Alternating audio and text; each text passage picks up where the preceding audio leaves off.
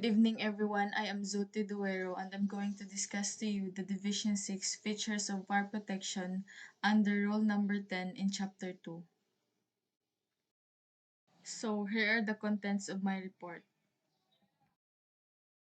In Section 10.2.6.1, Construction and Compartmentation, buildings or structures occupied or used in accordance with the individual occupancy division shall meet the minimum construction requirements of those divisions. Appropriate provisions of PD 1096 and its IRR National Building Code shall be used to determine the requirements for the construction classification.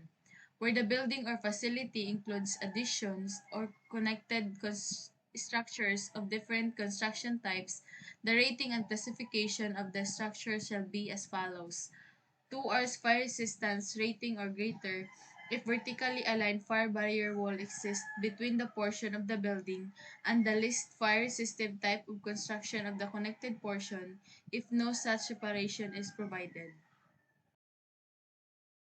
In Section 10.2.6.2, Protection of Vertical Opening and Combustible Concealed Spaces. In general, every stairway, elevator shaft, light and ventilation shaft, chute, and other opening between stories shall be enclosed or protected to prevent the spread of fire or smoke, except openings of building protected by automatic fire suppression system as permitted by other section of this rule. In any building with low ordinary hazard occupancy protected with approved, supervised sprinkler system, up to 3 communicating floor levels are permitted without enclosure protection between floors, provided all the following conditions are met. The arrangement is permitted by the applicable occupancy section of this chapter. The lowest or next to the lowest level is a street floor. The entire area, including all communicating floor levels, is sufficiently open and unobstructed so that it may be assumed that a fire or other dangerous condition in any part will be immediately obvious to the occupants of all communicating levels and areas.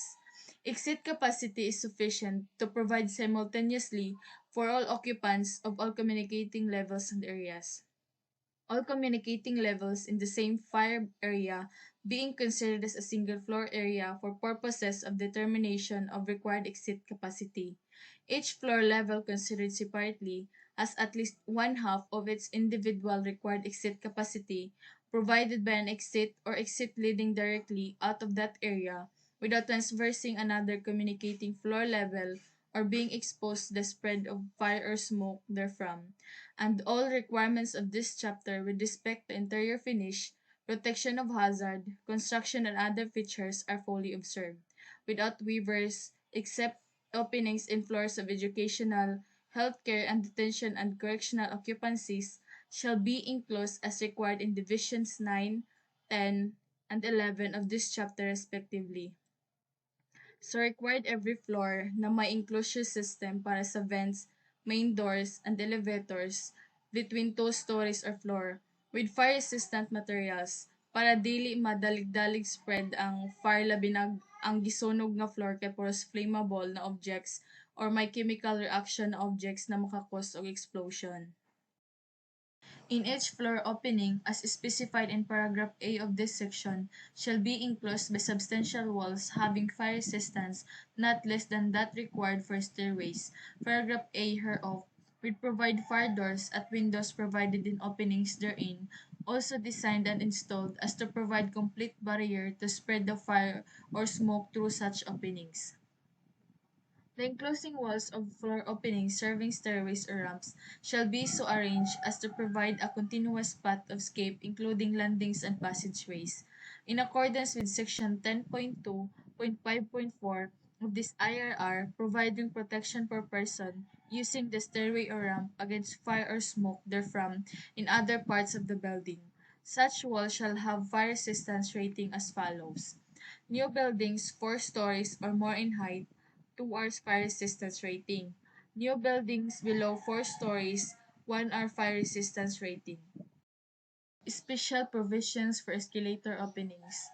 Any escalator shall have its floor opening enclosed or protected as required for other vertical openings except in building completely protected by approved, supervised sprinkler system in accordance with Section 10.2.6.5 of this IRR. Sprinkler vent method.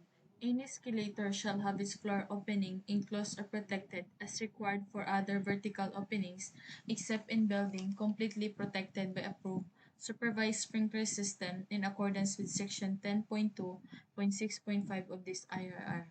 So, ang sprinkler vent method kay gina-design para makontrol o mapatay ang mga apoy in early stages. Ginagawa din itong mas madali at mas ligtas para sa mga nakatira sa gusali na lumabas at para rin sa mga bumbero upang mapatay ang anumang apoy na natitira. The exhaust system shall be of such capacity as to create a downdraft through the escalator floor opening. The downdraft has an average velocity of not less than 91.5 meters per minute under normal conditions for a period of not less than 30 minutes. Operation of the exhaust system for any floor opening shall be initiated by an approved device in the story involved and shall be any one of the following means in addition to a manual means of opening and testing the system. Thermostats is fixed temperature, rate of rise, or a combination of both. Water flow in the sprinkler system. Approved supervised smoke detection devices, if used, shall be located that the presence of smoke is detected before it enters the stairway. Electric power supply to all parts of the exhaust system and its control devices shall be designed and installed for maximum reliability. Any fan or duct used in connection with an automatic exhaust system shall be of the approved type, mechanical and electrical codes, and shall be installed and maintained in accordance with good engineering practice. Periodic tests, not less frequently than quarterly, shall be made of the automatic exhaust system to maintain the system and control devices in good working conditions. The water curtain shall be formed by open sprinklers or spray nozzles so located and spaced as to form a complete and continuous barrier along all exposed sides of the floor opening and reaching from the ceiling to the floor. Water intensity for water curtain shall be not less than approximately 37 and 1/4 liters per minute per linear meter of water curtain, measured horizontally around the opening. The water curtain shall operate automatically from thermal responsive elements of fixed temperature type, so placed with respect to the ceiling opening that the water curtain comes into action upon the advance of heat toward the escalator opening. Every automatic exhaust system, including all motors, controls and automatic water curtain system, shall be supervised in an approved manner, similar to that specified for automatic sprinkler system supervision. Spray nozzle methods. Under the condition specified in paragraph B above, escalator openings may be protected by the nozzle method, consisting of a combination of an automatic fire or smoke detection system and a system of high-velocity water spray nozzle meeting the following requirements. And here are the 8 requirements. First is, spray nozzles shall be in the open type and shall have a solid conical spray pattern with discharge angles between 45 and 90 degrees.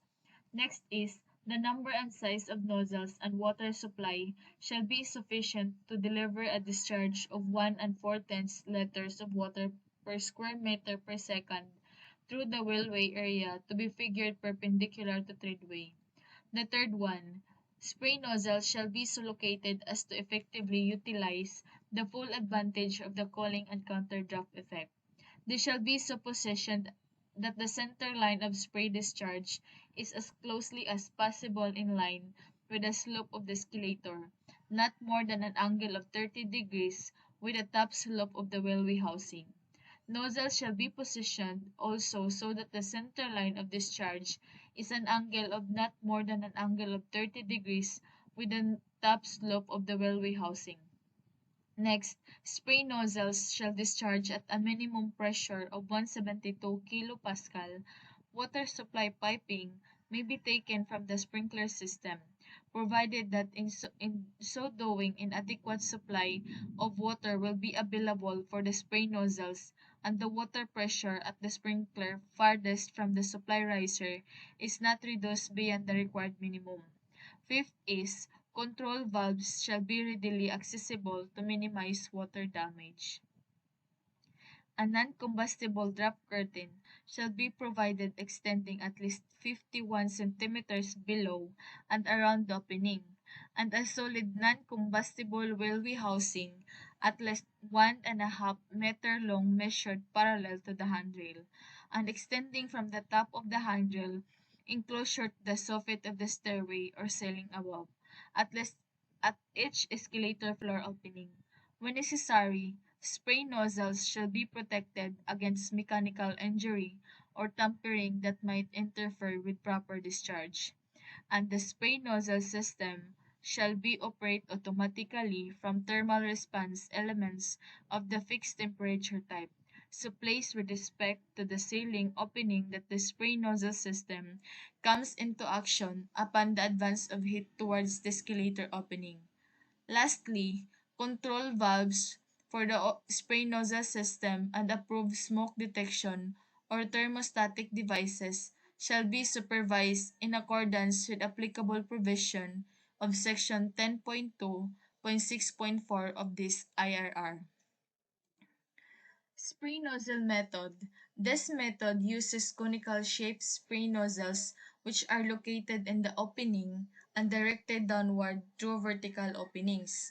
The purpose of this method is to cool the heated gases entering the opening and also to develop airflows in the stairwell to prevent the upward passage of convected heat. The high-velocity nozzles tend to entertain air to a greater intent than standard sprinklers.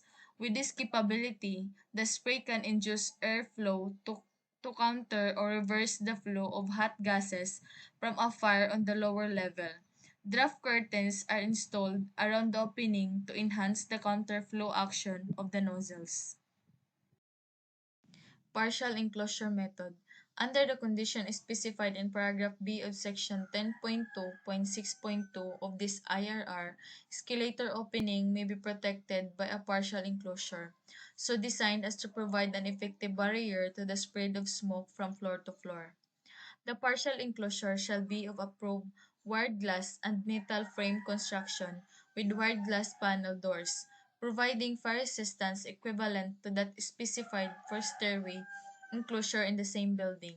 Such doors may be include an electric opening mechanism that opens the door automatically when a person approaches. However, the mechanism shall be such as to return the door to its closed position upon any interruption of electric current supply, and the adjustment shall be such that the pressures of smoke will not cause opening of the door.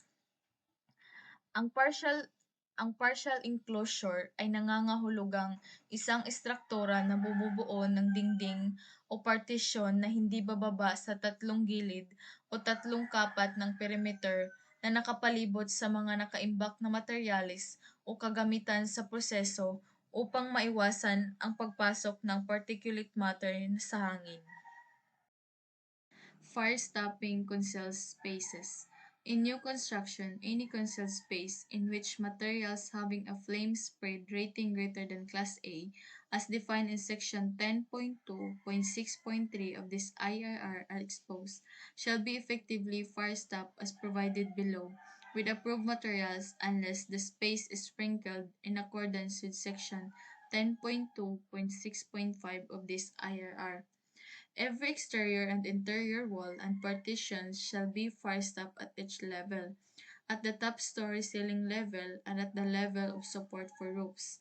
Every unoccupied attic space shall be subdivided by fire-stop into areas not to exceed 280 square meters.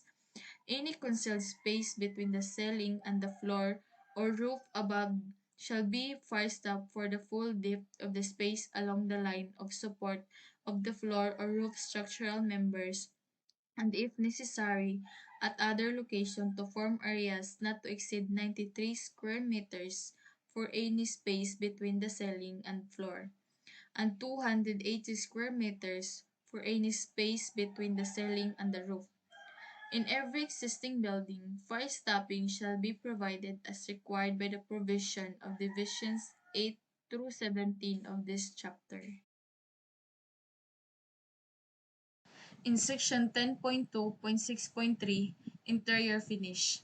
In general, fixed or movable walls and partitions, columns and ceilings are all examples of interior finishes. See paragraph B of this IRR section 10.2.18.1 for requirements on decoration and furnishings. A finished floor or covering is exempt from the requirements of this section, provided that if the city or municipal fire marshal in charge find a floor surface that possess an unusual hazard, the floor surface is considered a part of the interior finish for the purposes of this chapter. Interior finish materials shall be grouped in the following classes in accordance with their flame spread rating. Class A interior finish. Flame spread 0.25. Include any material classified at 25 or less on the test scale described in paragraph 4 hereof. Any element thereof, when so tested, shall not continue to propagate fire. Class B interior finish. Flame spread 26 to 75. Includes any material classified at more than 25 but not more than 75 on the test scale described in paragraph 4 hereof. Class C interior finish. Flame spread 76 to 200. Includes any material classified at more than 75 but not more than 200 on the test scale described in paragraph 4 hereof. Class D interior finish. Flame spread 201 to 500 includes any material classified at more than 200 but not more than 500 on the taste scale described in paragraph 4 hereof. And Class A interior finish. Flame spread over 500 includes any material classified at over 500 on the taste scale described in paragraph 4 below.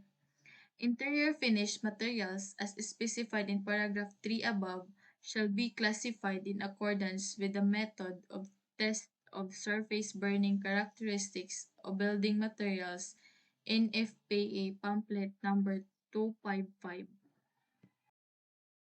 Fire retardant paints. In existing buildings, the required flame spread classification of interior surfaces may be secured by applying a proven fire retardant paints or solutions to existing interior surfaces having a higher flame spread rating than permitted.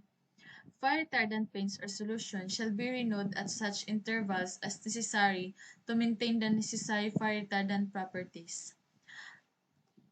So, ang fire retardant paints ay nakakatulong na hindi kumalat ang apoy kung sakaling may sunog sa isang gusali. Sa makatuwid, ito ay isa sa mga pinakamabisang hakbang upang maiwasan ang mabilis na pagkalat ng apoy dahil nag-aambag ito ng apoy at usok na hindi kumakalat. Automatic sprinklers. Where approved, supervised automatic sprinklers is installed. Interior finish with flame spread rating not over Class C may be used in any location for Class B is normally specified, and with rating of Class B in any location where Class A is normally specified, unless specifically prohibited in this IRR. So, ang automatic sprinkler ay isang fire suppression o fire control device na may heated activated element. Otomatikong gumagana ang sprinkler kapag tumataas ang temperatura ng hangin sa o mas mataas sa tinutukoy na rating ng temperatura ng device. Kapag nangyari iyon, ang sprinkler ay naglalabas ng tubig sa isang tinutukoy na lugar. Use of interior finishes. Interior finish material shall be used in accordance with requirements for individual classes of occupancy specified elsewhere in the rule. Wherever the use of any class of interior finish is specified, the use of a class of lower flame spread rating shall be permitted. Where Class B is specified, Class A may be used.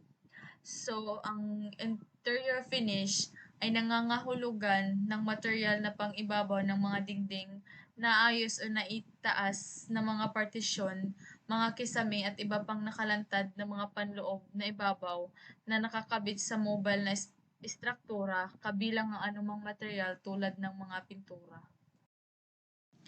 In all new buildings other than private residences, Class A or Class C interior shall be used in all basement or other underground spaces from which there is no direct exit to the outside of the building, if subject to occupancy for any purpose other than storage or service facilities. Interior finish of Class E shall not be used in any room space subject to human occupancy except to such extent as may be specifically permitted by the city or municipal fire marshal having jurisdiction on the basis of finding that such use does not significantly increase the life hazard provided, however, that such use of Class E interior finish shall not in any case exceed 10% of the aggregate interior surface of the walls and ceiling of the room or space in which Class E materials is located. Section 10.2.6.4 Fire Detection, Alarm and Communication Systems. In general, fire detection, alarm and communication systems, if required by Division 8 through 17 of this chapter, shall be in accordance with NFPA 72 and the Philippine Electrical Code. When a required fire alarm system is out of service for more than 4 hours in a 24-hour period, the city or municipal fire marshal in charge must be notified within 24 hours, and a fire watch must be assigned until the fire alarm system is repaired. To ensure operational integrity, the fire alarm system must have an approved maintenance and testing program developed by building management in accordance with internationally accepted standards. Record of conducted maintenance and testing should be maintained and submitted together with FALAR3 when required by the Chief, BFP, or his duly authorized representative. Signal initiation. As provided in Division 8 through 17 of this chapter, activation of the complete fire alarm system shall be initiated by, but not be limited to, any or all of the following means of initiation. Manual initiations, which is generally achieved by a manual fire alarm box, also known as a pull station. Automatic detection can come in many forms. For example, some system detect smoke, while other detect elevated heat or rate of rise, a measurement of how quickly the room temperature is increasing. The code for your specific occupancy will tell you which type of automatic detection system you need. The most common type is the smoke detector, which must be automatic in cases where its coverage is considered total or complete. Extinguishing system operation is often equipped in automatic detection. In those cases, it dictates that the extinguishing system is configured so that it water flows initiates the alarm. Manual fire alarm boxes shall be used only for the fire protective signaling purposes. A manual fire alarm box shall be provided in the natural path of escape from fire near each exit from an area and shall be readily accessible, unobstructed, and at visible points. Additional fire alarm boxes shall be so located that from any part of the building, not more than 30 meters, horizontal distance on the same floor must be traversed in order to reach a fire alarm box. A manual fire alarm box must be provided to initiate a fire alarm signal in fire alarm systems that use automatically fire detection or water flow detection devices. The city or municipal fire marshal or his duly authorized representative shall place this manual fire alarm box where required. Where a sprinkler system provides automatic detection and alarm initiation, it shall be provided with an alarm initiation device which will operate when the flow of water is equal to or greater than that from a single automatic sprinkler. Where a complete smoke detection system is required by another section of this code, automatic detection of smoke shall be provided in all occupable areas, common areas, and workspaces in those environments suitable for proper smoke detector operation. Smoke alarm. Single station smoke alarms and multiple station smoke alarms shall be in accordance with NFPA 72. So, the smoke alarms detects fires by sensing small particles in the air using a couple of different kinds of technologies. Ginagamit din ito upang bigyan ng babala ang mga nakatira sa isang gusali ng pagkakaroon ng apoy bago ito umabot sa isang yugto ng mabilis na pagkalat at pinipigilan ang pagtakas o pagtatangka na patayin ito. Occupant notification. Occupant notification shall provide signal notification to alert occupants of fire or other emergency as required by other section of this code. A pre-signal system may be permitted where the initial fire alarm signal is automatically transmitted without delay either to the nearest fire station, a fire brigade, or to an on-site staff person trained to respond to a fire emergency. A positive alarm sequence may be permitted provided that it is in accordance with NFPA 72. So, ang sa kaning occupant notification, it will let people in the building know that they need to get out immediately. Notification signals for occupants to evacuate must be audible and visible in accordance with NFPA 72 or by other means subject to the determination and approval of the city or municipal fire marshal having jurisdiction. In every existing building, fire stopping shall be provided as required by the provision of Divisions 8 through 17 of this Emergency Forces Notification. When required by Division 8 through 17 of this chapter, emergency forces notification shall be provided to alert the nearest fire station and fire brigade in case of fire or other emergency. Where fire department notification is required by another section of this code, the fire alarm system shall be arranged to transmit the alarm automatically via any of the following means which shall be in accordance with NFPA 72. Auxiliary Fire Alarm System, Central Station Connection accredited by the BFP, Proprietary System, Remote Station Connection. Automatic fire department notification through central station accredited by the BFP shall be mandatory to the following types of occupancy: all high-rise buildings, all hospitals, all educational institutions, hotels and apartment buildings of at least 4 story in height, all highly hazardous occupancies, and all mall buildings. Ang agarang abiso ng mga tumutugon sa emerhensya ay mahalaga sa pagkontrol sa isang insidente na kinakasangkutan ng sunog o hindi otorisadong paglabas ng mapanganib na materyales.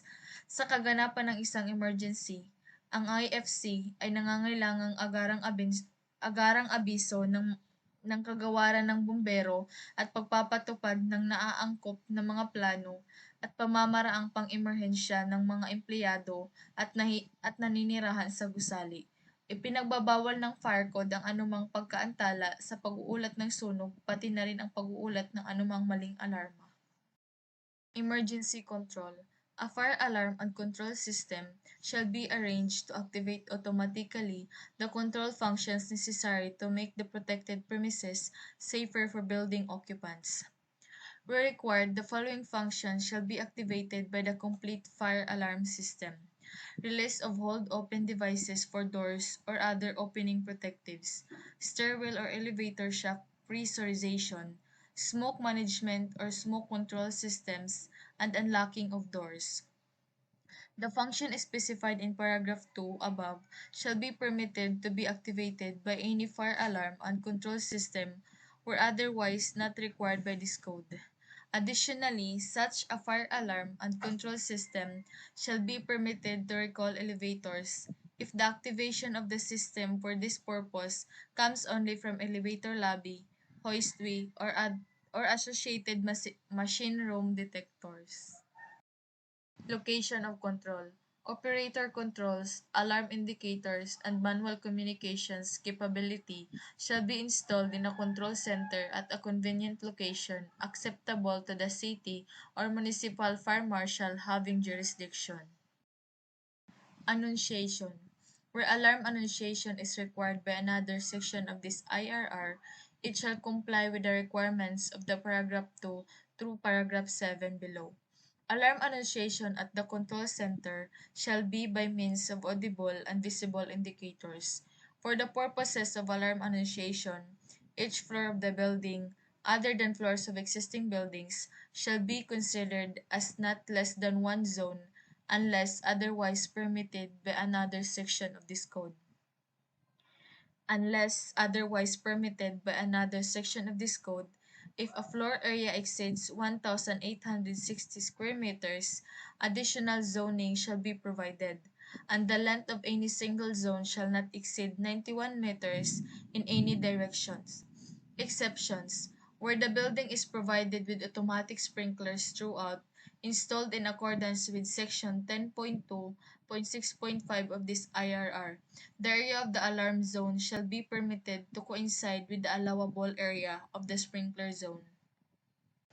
A system trouble signal shall be annunciated at the control center by means of audible and visible indicators. A system supervisory signal shall be annunciated at the control center by means of audible and visible indicators.